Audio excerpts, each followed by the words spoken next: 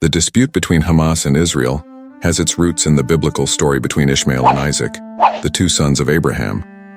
Before explaining the reason for the conflicts, we need to understand, according to the Bible, where it all began. Abraham, a man of faith, receives the promise from God that his descendants will inherit the promised land, Canaan. Abraham and his wife Sarah travel to Canaan, where they settle.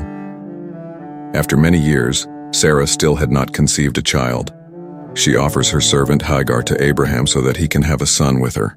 Hagar becomes pregnant and gives birth to Ishmael. Sarah, feeling jealous of Hagar, asks Abraham to send Hagar and Ishmael away. Abraham, obedient to God, expels Hagar and Ishmael from Canaan. Ishmael grows up and becomes a man. He gets married and has children. His descendants, the Arabs, spread across the Middle East region. Isaac, son of Abraham and Sarah, also grows up to be a man. He gets married and has children. His descendants, the Jews, settle in Canaan. In the 7th century AD, the prophet Muhammad appears in Arabia. He preaches a new religion, Islam. Islam spreads rapidly throughout the region, including Palestine, where Jews lived.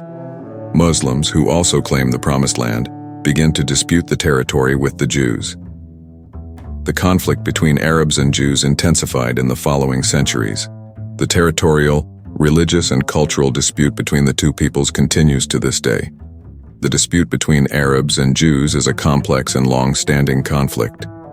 Its roots go back to the Bible, where Abraham's descendants, Ishmael and Isaac, are destined to live in the Promised Land. In the beginning, Ishmael and his descendants, the Arabs, lived in peace with Isaac and his descendants, the Jews. However, with the rise of Islam, Muslims began to claim the Promised Land for themselves. Understand the conflict between Arabs and Jews below. We hope you found this informative video. If you liked it, don't forget to like and leave your comment. The conflict between Arabs and Jews intensified in the following centuries, with wars, massacres, and violence. The territorial, religious, and cultural dispute between the two peoples continues to this day, with no definitive solution in sight. We can see today the war between Israel and Hamas in the Palestinian Gaza Strip. It is a direct consequence of the dispute between Arabs and Jews, which has its roots in the Bible. Hamas is an Islamic militant group that controls the Gaza Strip, a Palestinian territory located on the Mediterranean coast. The group preaches the destruction of Israel and the creation of an Islamic Palestinian state. Israel, in turn, is a Jewish state that was founded in 1948. The country claims the entire Palestine region as its homeland. The conflict between Israel and Hamas has intensified in recent decades. The Palestinian group has launched a series of attacks against Israel, including suicide attacks, missiles, and rockets. Israel responded with bombings and military operations in the Gaza Strip.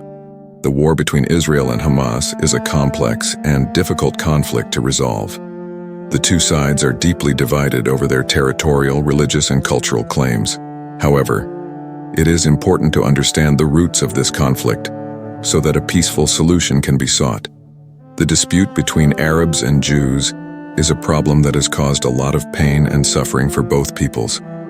It is necessary to find a way to resolve this conflict in a fair and equitable way for both parties. Jesus Christ, the Son of God, preached peace among the nations.